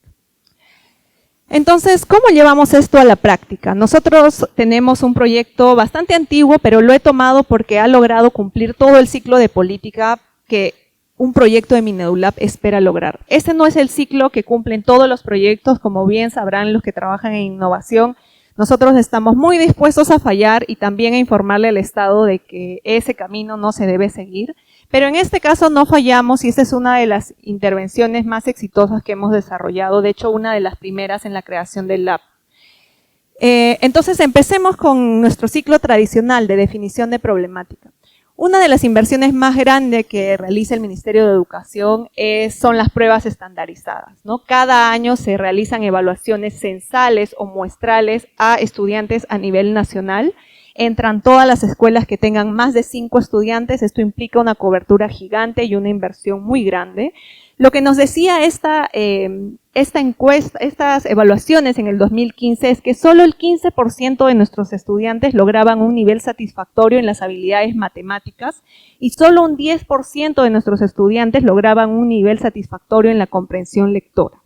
Estamos hablando de que prácticamente todos nuestros estudiantes a nivel nacional estaban en un estado en proceso o en inicio en estas habilidades clave para el proceso educativo de cualquier país, ¿no? Y cuando comparamos estos datos con los resultados de la OCDE, porque como todos sabrán, nosotros estamos muy interesados en ser incluidos y este es nuestro benchmark de trabajo, estamos muy por debajo e incluso con un progreso y un avance bastante lento, seguimos muy por debajo del promedio de los países que están incluidos. Entonces hay un trabajo grande que hacer, hay distintos frentes de inversión que se realizan para atender esta problemática. Sin embargo, desde el Mineducap nos preguntamos qué acción costo efectiva podríamos realizar para lograr que este gran banco de estudiantes que están en un estado de trabajo continuo para mejorar estos aprendizajes puedan lograr la meta que esperamos. Entonces tuvimos una hipótesis, esta hipótesis viene de la literatura, y la hipótesis es que la percepción de los estudiantes, y en realidad de cualquier persona, la percepción que tienen sobre sus propias habilidades, podría tener un impacto importante en el logro de en la mejora de estos aprendizajes, ¿no? Lo que yo pienso que puedo lograr es realmente lo que me va a llevar a ejecutar acciones para mejorar mis resultados. Y esto está acompañado con una literatura bastante conocida de la psicóloga Carol Dweck, que nos plantea dos conceptos, ¿no? La mentalidad fija, que indica que las personas consideran que tienen una dotación fija de habilidades y que no va a cambiar en el tiempo o va a cambiar muy difícilmente, versus la mentalidad de crecimiento en la que los ciudadanos consideran que la dotación es maleable y con esfuerzo y práctica podrían lograr lo que se propongan. Cuando nosotros planteamos esta idea parece algo que cualquier persona entendería y que sería una locura que la gente tenga mentalidad fija. No tenemos el dato acá, pero cuando nosotros analizamos el nivel de mentalidad fija versus mentalidad de crecimiento de nuestros docentes, observamos que el 80% de docentes peruanos en el 2015 consideraba que las habilidades de sus estudiantes eran fijas y que éstas no podían ser modificadas en el tiempo, a pesar de que ellos, como docentes, se esfuercen. Y esto es muy triste de escuchar, muy triste de reportar, porque estamos partiendo del docente, que es el formador, que él ya piensa que sus estudiantes no van a poder cambiar su situación. Entonces esto es gravísimo en términos de cuánto esfuerzo pone el docente y cuánto esfuerzo luego va a poner el estudiante para mejorar estos aprendizajes que como Estado estamos tan preocupados de lograr la meta. Entonces, ¿qué decidimos hacer? Nosotros decidimos impulsar la mejora de los logros de aprendizaje, pero con un enfoque diferente, ¿no? Nosotros quisimos instalar o socializar estos conocimientos sobre la mentalidad de crecimiento en las escuelas y lo hicimos a través de una actividad muy puntual y muy sencilla, como 2 sesiones de tutoría. Imagínense 2 sesiones, cada uno de 45 minutos, en las que el docente recibía un manual de instrucciones para que pueda tener una clase en la que lee un artículo muy simple, muy dinámico con sus estudiantes, en el que se debate estas ideas de la mentalidad fija y la mentalidad de crecimiento. Y en un segundo espacio les pedía realizar a los estudiantes, hacer un ejercicio simple de compartir una carta redactada para otro compañero, un amigo, un hermano, donde el estudiante le cuenta lo que ha aprendido en el artículo y lo anima a debatir estas ideas de la mentalidad de crecimiento. Y finalmente, un póster para que esté en el aula durante todo el año, de manera que el docente, cada vez que tenga dificultades en algún tema con sus estudiantes, pueda recordar estos conocimientos de la mentalidad de crecimiento durante todo el ciclo escolar. Y así lo hicimos. Desde Minedulab entregamos una caja a todas las escuelas de una muestra. En esta caja el docente iba a recibir el manual, artículos académicos breves para sus estudiantes y el póster, ¿no? Y como observamos en las fotos, efectivamente los docentes realizaban la sesión de las 2 sesiones de 45 minutos y cuando terminaban nos mandaban una foto para informarnos que lo habían completado. Parece una acción simple. ¿Qué podría cambiar en términos de aprendizaje, que es un indicador tan difícil, una sesión en la que debato la mentalidad de crecimiento? Pues bueno, esa respuesta la vamos a obtener de la evaluación experimental. Yo les comentaba que esa es nuestra herramienta para medir rigurosamente los resultados. Pues la herramienta es muy sencilla. Nosotros tomamos aleatoriamente a un grupo de escuelas, ese va a ser el grupo de tratamiento, y luego escogemos aleatoriamente, básicamente un sorteo, a un grupo de escuelas para conformar el contrafactual, ¿no? El grupo de control. Este grupo de control va a seguir sus actividades regulares y el grupo de tratamiento va a recibir el paquete de Expande tu Mente. Una vez que eso suceda y luego de ejecutar las sesiones de Expande tu Mente, nosotros vamos a comparar el resultado de ambos grupos, en este caso en las pruebas estandarizadas, y observar cuál ha sido la diferencia. La bondad de esta metodología es que como es aleatorizada la selección, las características observables de ambos grupos van a ser altamente comparables. Y solo voy a necesitar información en un punto en el tiempo, ¿no? Que sería el momento en el que se apliquen las pruebas estandarizadas al cierre del año. Bien, el resultado que observamos es que efectivamente la intervención de Expande tu Mente logró un efecto positivo sobre los resultados de las pruebas estandarizadas. En el grupo completo mostró efectos sobre las pruebas estandarizadas de matemáticas. Pero nuestra muestra también estaba compuesta por algunas regiones como Ancash y Junín y el efecto fue mucho más del doble en regiones. En Ancash y Junín observamos resultados importantes, de hecho medianos de acuerdo a la literatura de economía, sobre las pruebas estandarizadas de matemática y sobre las pruebas de comprensión lectora. ¿Qué significa esto en términos de porcentaje de estudiantes que están en este nivel satisfactorio que queremos lograr, ¿no? Aumentamos 4.5 puntos porcentuales la probabilidad de que los estudiantes pasen al nivel satisfactorio en matemática y 3.5 puntos porcentuales de que pasen a un nivel satisfactorio en comprensión lectora. Ahora, no todos somos aquí economistas y leemos las desviaciones estándares, pero para entender esto, en términos de costo-efectividad, quisiera hacer un ejemplo sencillo. El Ministerio de Educación ha invertido en el 2015 alrededor de 1.500 soles por estudiante para desplegar una intervención que se llamaba acompañamiento pedagógico, donde básicamente había un docente formador que se acercaba a la escuela a enseñarle al docente cómo era una clase modelo, darle retroalimentación y luego retirarse para visitarlo en una próxima oportunidad. Era una inversión millonaria que en el 2015 superaba los 200.000 soles solo para un grupo específico focalizado. Y esa intervención logró el mismo efecto en magnitud que logramos nosotros con Expande tu Mente invirtiendo 1 sol por estudiante. Entonces aquí esta información no la hubiéramos podido saber si no hubiéramos tenido una herramienta de medición de resultados y de evaluación de impacto y de análisis de la potencial costo-efectividad que estábamos logrando con esta intervención.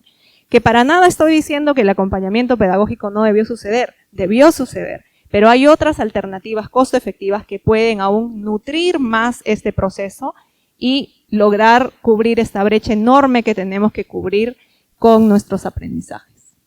Bien, entonces vamos a la última parte del ciclo de innovación. ¿Qué hicimos con estos resultados? Porque parecen resultados brillantes, prometedores, pero el camino no fue fácil, ¿no? Justamente hablábamos de trasladar los datos a un sistema de análisis donde todos puedan conocer la información, depurarla, procesarla y luego usarla para generar nuevas políticas, pues ese proceso nos tomó alrededor de 5 años o más.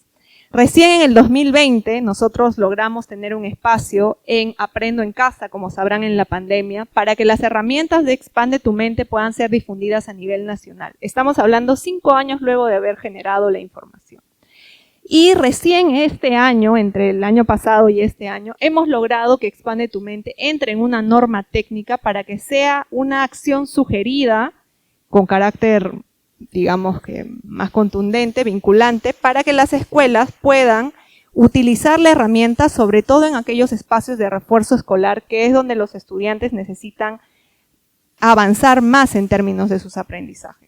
Y esta incorporación de la experiencia de Expande tu Mente en una norma técnica nos lleva a una operativización en campo, a través de documentos digitales, como la publicación de nuestros materiales en Perú Educa, o de incluir las sesiones como una acción sugerida en las atas articuladas, que son asistencias técnicas al personal de campo en regiones, para que ellos puedan trasladar esta información a las escuelas y más estudiantes puedan conocer las herramientas de mentalidad de crecimiento que los ayuden a mejorar sus aprendizajes. Así como este proyecto, tenemos una cartera de 15 proyectos hasta el momento que trata de explotar al máximo toda la información que genera el Ministerio de Educación, no solamente para nutrir nuestros proyectos, sino también para permitir la investigación, porque a partir de esos proyectos se han generado otros espacios de investigación con los, bueno, valga la redundancia, los investigadores que nos acompañan. Y este es un espacio que solo se logra a través del Minedulab, porque necesitamos este articulador que junte los datos, que los procese, los haga susceptible a investigación y luego también genere este vínculo entre la academia y el funcionario público para la mejor toma de decisiones. Sin embargo, nuestra capacidad es limitada y hoy quiero dejarlo solamente con algunas conclusiones, y es que nosotros estamos demostrando con mucho esfuerzo que es posible innovar dentro del sector público y sobre todo en el marco de esta conferencia, de utilizar los datos para proveer información que sea susceptible de mejorar las políticas públicas.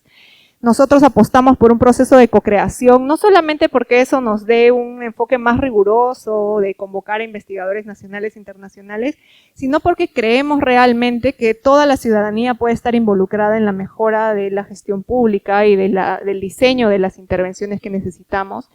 Y finalmente porque queremos promover que esta cultura queremos institucionalizar una cultura de innovación donde los funcionarios públicos puedan entender la investigación que se realiza, puedan usarla a su favor y puedan también aprovechar toda la información que está en la cantera del Ministerio de Educación, que, como dije al principio, es uno de los ministerios que más ha invertido en la generación de datos y que aún, a mi criterio, aún está subexplotada. Y finalmente, informar a los decisores de política, porque muchas veces hay presupuesto, hay mano de obra, hay canales de implementación, pero no está la información clara o no está la información contextualizada que se necesita para realmente brindar un servicio educativo de calidad. Y esa es un poco la labor del Minedulab a lo largo de estos años. Muchas gracias.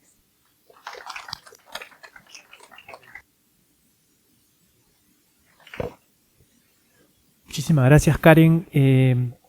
Quería proponerles a nuestros expositores si hacemos una ronda de comentarios del público para una intervención final. Si alguien quiere comentar algo, preguntar.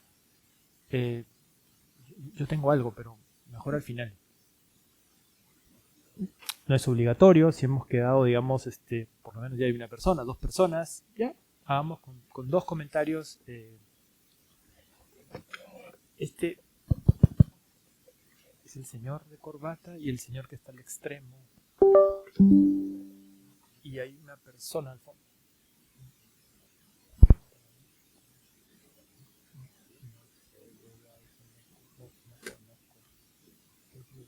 Sí, buenas tardes. Felicidades por la exposición. De hecho, creo que ha sido bastante integrador, ¿no? Una especie de marco general de cómo usar la data para políticas públicas y para gestión pública. Luego Mayen un poco aterrizado a lo que estamos haciendo en el Perú con relación a gobierno de datos y un caso concreto que hay que tocar.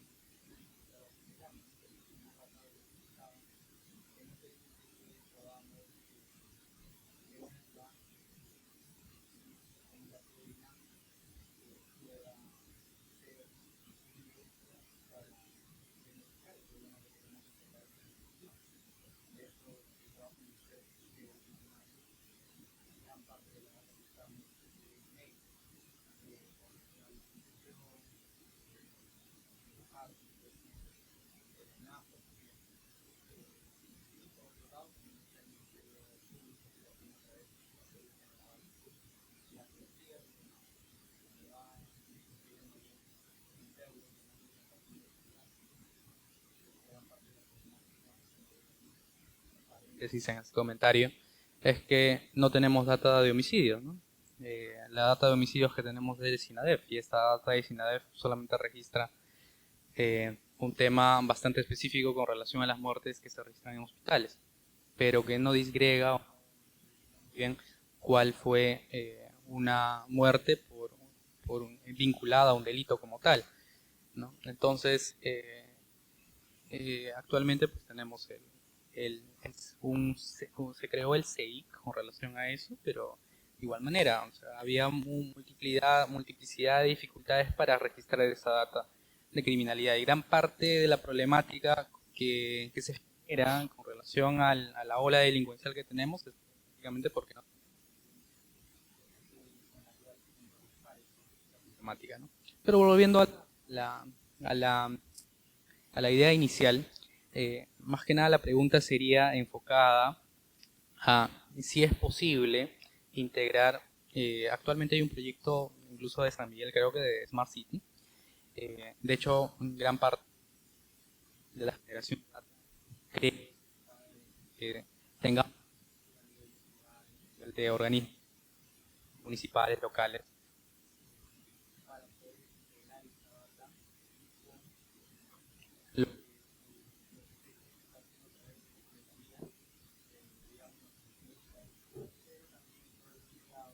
¿no? Que tiene que centralizar.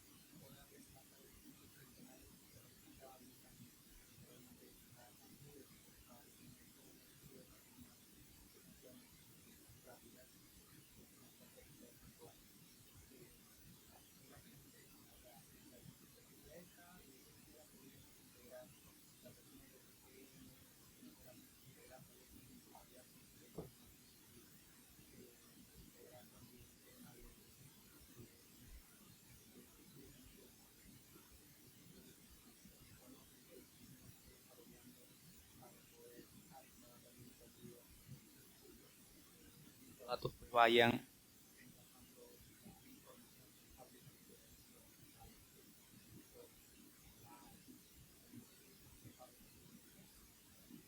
eso básicamente. Muchas gracias. Muchas gracias.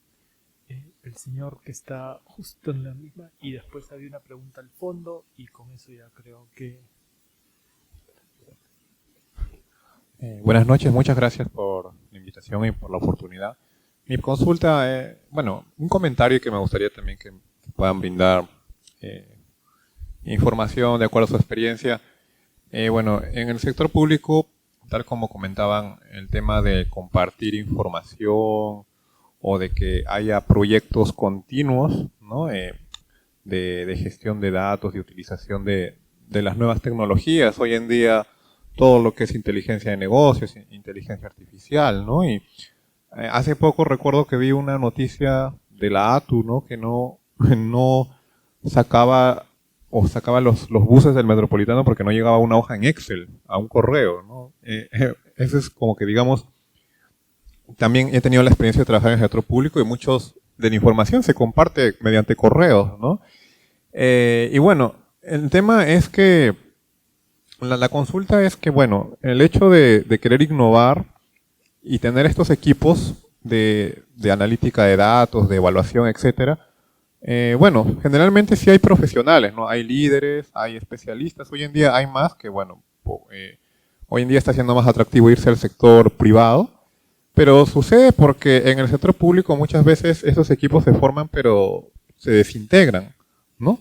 Digamos, viene un nuevo director, directora, y lamentablemente no hay una estabilidad o una normativa que dentro de una misma dirección le dé institucionalidad a esos subequipos, en este caso de analítica, de datos, etcétera, ¿no? Entonces, creo que eso también es una debilidad. Me gustaría que puedan comentar al respecto. Gracias. Muchas gracias. Cerramos ahí con el sumo. Primero quiero agradecer a los expositores, ha sido bastante ilustrativa y gratificante estar en esta charla. Yo tenía un comentario para la doctora Mayén.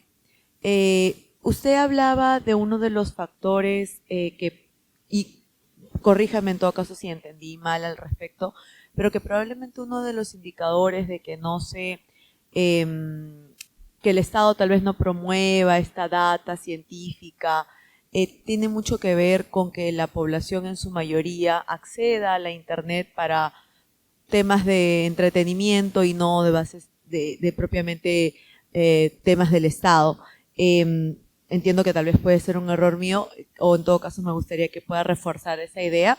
Y para el doctor Cristian, me llamó la atención, por ejemplo, cuando usted mostró estos ejemplos de Kosovo y de Brasil, en donde el Estado, entiendo, a través de la estandarización de los casos puntuales, ¿no? Estandarización, creo, de precios o comparativos del sector privado con el sector público, pudo renegociar algunos precios en la compra de determinados bienes o servicios.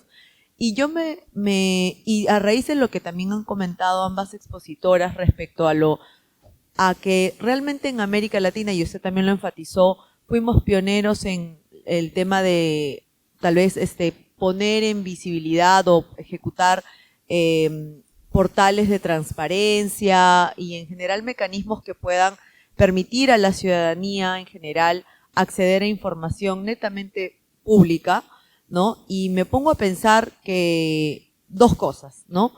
Yo he tenido la experiencia de trabajar en el sector público, después de muchos años de trabajar en el sector privado, y verifiqué y pude ser testigo que muchos de los funcionarios o de los servidores públicos no saben, no manejan, por ejemplo, un Conoce, no manejan portales de del SEACE, como para poder extraer, que son portales peruanos, que incluso en la región fuimos pioneros con el tema del SEACE para la contratación pública.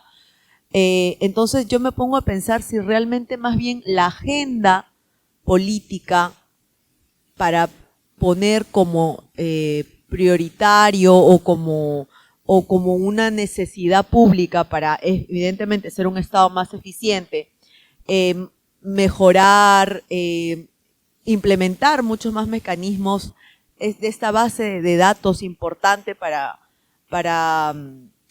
tomar decisiones más eficientes en el Estado.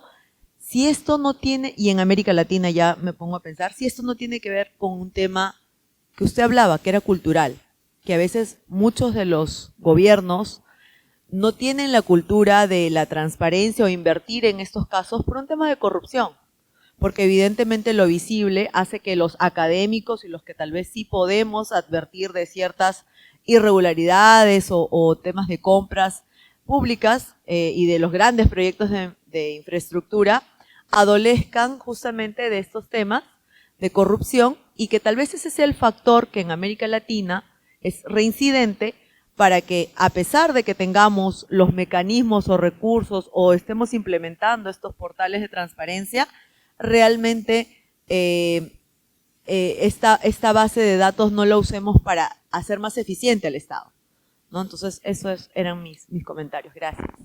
Muchísimas gracias. Yo me voy a reservar la pregunta. Cortito, sí, Kosume. Por favor, tenemos una pregunta más.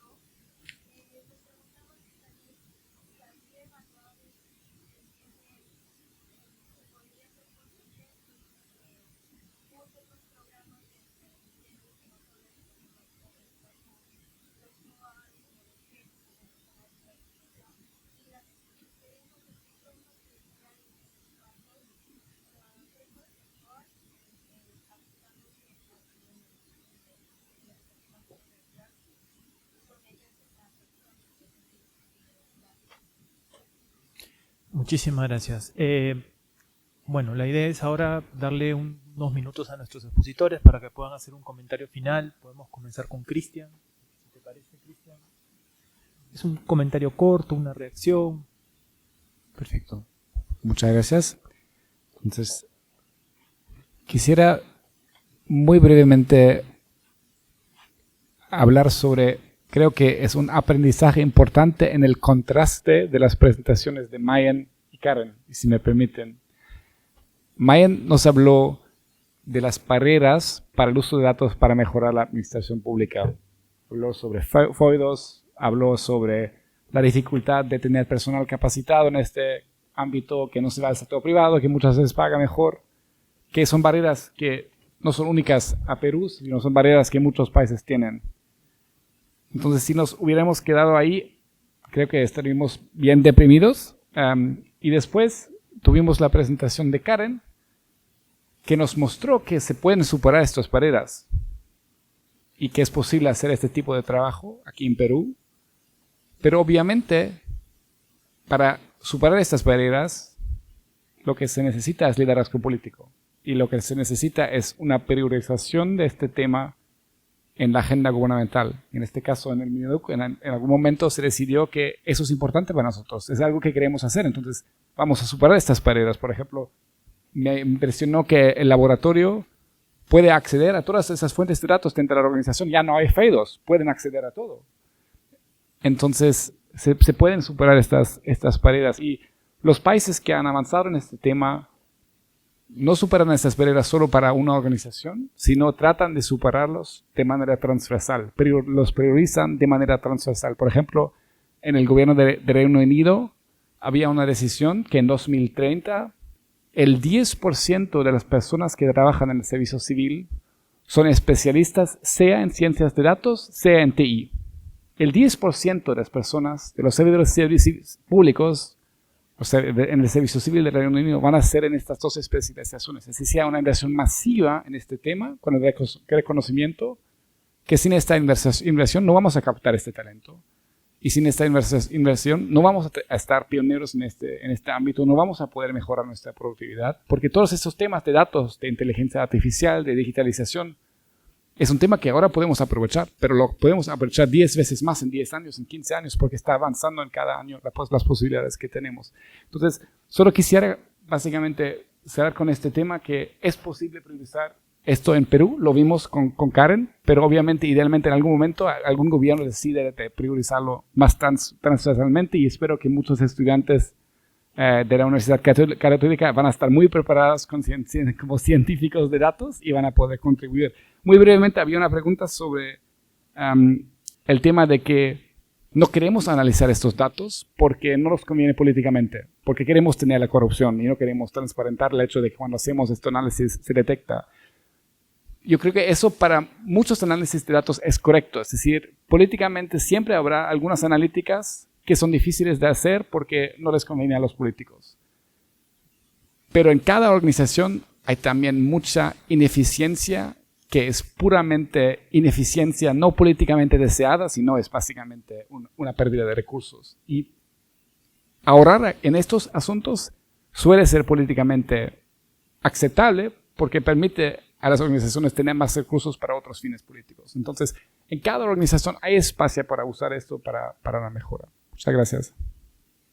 Muchas gracias, Cristian.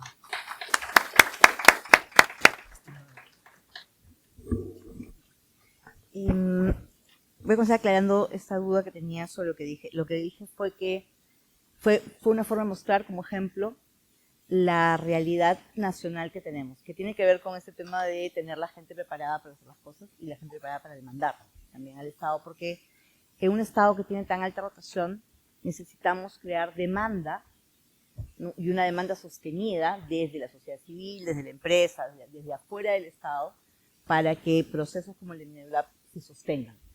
O sea, yo recuerdo la historia del Minelab que ha pasado por diferentes lugares del ministerio que en un momento los han hasta casi escondido del ministro porque los iban a desaparecer. O sea, había una vocación de sostener Minelab más allá de los políticos, ¿no? Que ha logrado, y hay los políticos que lo han apoyado también, ¿no? Entonces, que ha logrado, ha permitido que tengan 10, este proceso que mencionabas, ha tomado 10 años que llegue al actor político para que se expanda, digamos, esta innovación. Eso quiere decir que necesitamos sostener procesos. Y entonces, eso es liderazgo, coincido perfectamente, o sea, ahí es liderazgo y es vocación y es comprensión del tema. Entonces, claro, mi comentario iba al punto de que necesitamos tener de afuera y de adentro gente que sostenga las cosas, ¿no? Con respecto a los censos, quería hacer un comentario. La pregunta era si creemos que se puede hacer un censo de esa manera. Y yo, más allá de que administrativamente se pueda o que técnicamente sea posible conseguir toda esa información y juntarla y armar registros administrativos, mi gran duda tiene que ver nuevamente con esta velocidad de rotación del sector público. Hubo un intento de hacer un censo como en Francia hace un buen número de años, porque era mucho menos caro, ¿no? El argumento era no podemos hacer censo ahora, entonces hagamos un censo menos caro, te vamos a dar 80 millones, creo que fue lo que le dieron en ese momento, que era menos que lo que se necesitaba para el total, era como un tercio, con la idea de que cada año iban a dar una cantidad para terminar de registrar el resto de cosas que necesitaba registrar. Era el modelo del censo. El problema fue que solamente le dieron plata el primer año. Y nunca más se sostuvo todo lo demás que requerías. Y que las condiciones peruanas y las francesas, donde cuando tú te mudas de lugar, vas corriendo a tu municipalidad a registrarte porque tienes un incentivo municipal, porque tienes... ¿no? Acá nos cambiamos y el DNI no cambia y el día de las elecciones viajamos todos para poder votar donde estábamos. Entonces, el registro administrativo, en el caso del censo, necesita una fortaleza que nuestro sistema no tiene. Y yo no sé si hoy día sería posible hacerlo, pero sí mi preocupación sería cómo garantizamos que transcurridos los gobiernos o los años o las crisis, ¿no es cierto?, sostengamos los recursos para eso. Esa sería mi preocupación, es más de economía política que de parte técnica, ¿no? Y finalmente, simplemente reforzar la idea de que quizá nuestro gran enemigo para lograr cambios es la rotación tan alta de personal que tenemos. Me encanta la idea de que podamos tener 10% de gente, o sea, que tengamos una apuesta clara porque un porcentaje importante del sector público sea hábil en estas cosas. No sé si lograremos contratarlos, pero en todo caso podamos por lo menos haber sensibilizado y aprender a usar, porque eso va a generar una demanda interna que va a generar la posibilidad de que tengamos la gente adecuada por el tiempo suficiente para que las cosas maduren y den resultados como el caso de Minelab. Porque mi laboratorio ha salido varios. El único que se sostiene sin el tiempo son ustedes, pero el uno me parece que hay uno de 1000 que se sostiene, el uno se produce, no me acuerdo bien, pero no hay, o sea, de los muchos que ha habido, los únicos que se sostienen son ustedes con mucho esfuerzo de mucha gente, ¿no? A veces no políticos, para sostenerlos ahí.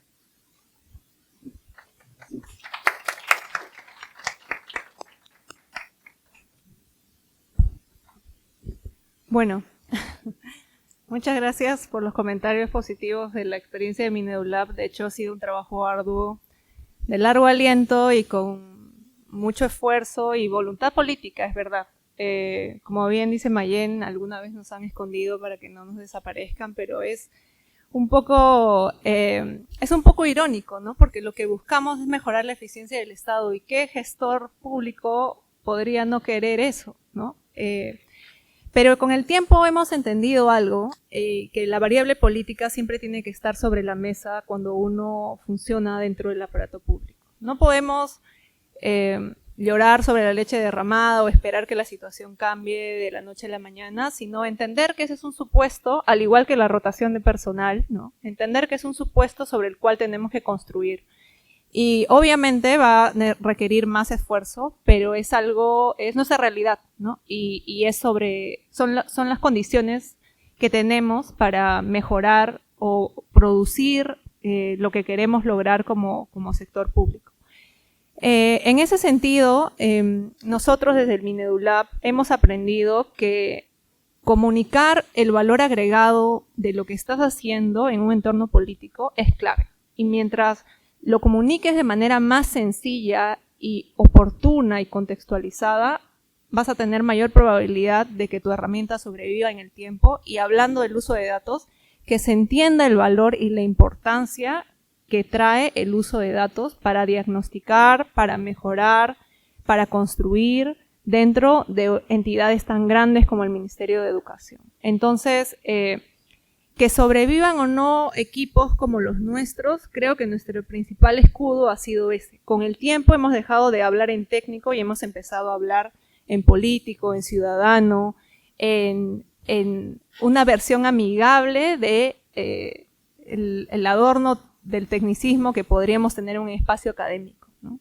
Y como estamos rodeados de funcionarios públicos, de profesionales diversos, tenemos que hablar un lenguaje común para construir. Y eso creo que es el bastión que ha movido al Minedulab a través del tiempo para mantenerse en una entidad tan compleja como el Ministerio de Educación, que ahora he tratado de mostrar un poco cómo es nuestra organización, pero en realidad es gigante, ¿no?